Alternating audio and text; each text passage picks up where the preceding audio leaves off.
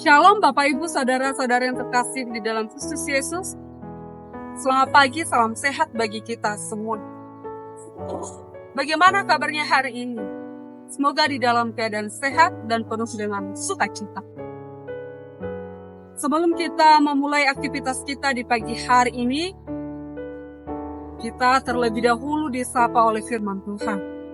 Marilah kita menggunakan waktu kita sejenak di pagi hari ini untuk berdoa, membaca, dan merenungkan firman Tuhan.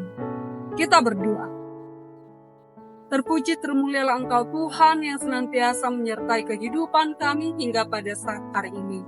Di pagi hari yang indah ini Tuhan, kami akan mendengarkan firman-Mu. Biarlah firman Tuhan yang bekerja di dalam setiap kehidupan kami. Tuntun kami Tuhan melalui Roh Kudus-Mu, supaya kami menjadi anak-anak yang takut akan Tuhan, serta mengandalkan Tuhan di dalam setiap kehidupan kami. Berfirmanlah Engkau Tuhan, sebab kami telah siap untuk mendengarkannya. Dalam Kristus Yesus kami berdoa dan mengucap syukur. Amin. Bapak, Ibu, Saudara-saudara yang terkasih di dalam Kristus Yesus, firman Tuhan yang mengawali aktivitas kita di pagi hari ini, Senin 26 Februari 2024, diambil dari kitab Yeremia pasal 20 ayat 13. Beginilah firman Tuhan. Menyanyilah untuk Tuhan, pujilah Tuhan, sebab Ia telah melepaskan nyawa orang miskin dari tangan orang-orang yang berbuat jahat. Demikian firman Tuhan. Dan yang menjadi topik renungan kita di pagi hari ini, pujilah Tuhan.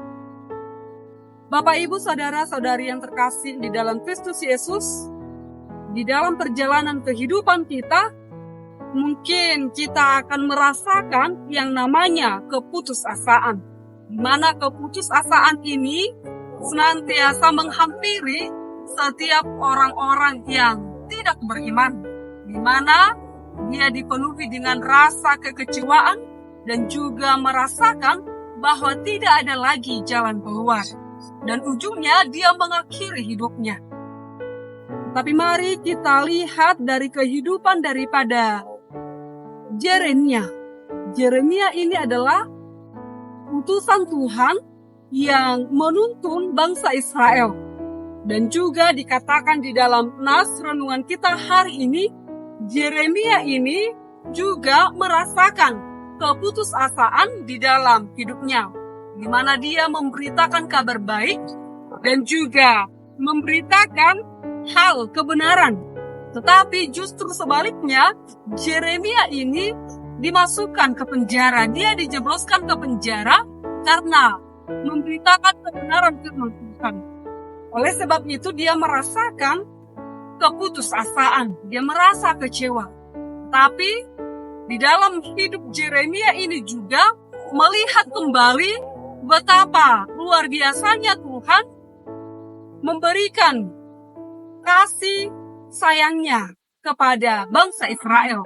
Di mana dikatakan melalui nas renungan kita ini bahwa menyanyilah untuk Tuhan. Pujilah Tuhan, sebab Ia telah melepaskan orang miskin dari orang-orang yang berbuat jahat. Inilah yang membuat semangat Yeremia. Dia kembali memuji Tuhan dan juga senantiasa mengatakan kepada bangsa Israel supaya menyanyikan nyanyian baru bagi Tuhan. Supaya mereka memuji nama Tuhan karena kedahsyatan Tuhan senantiasa bersama-sama dengan bangsa Israel. Itu juga yang diingatkan kepada kita, supaya kita senantiasa melihat keluarbiasaan Tuhan yang memberikan kuat iman kepada kita ya. Jadi kita sebagai umat pilihan Tuhan, senantiasalah benar-benar memberikan hatimu, pikiranmu untuk Tuhan. Supaya kita senantiasa di jalan Tuhan. Jadi jangan pernah mudah putus asa.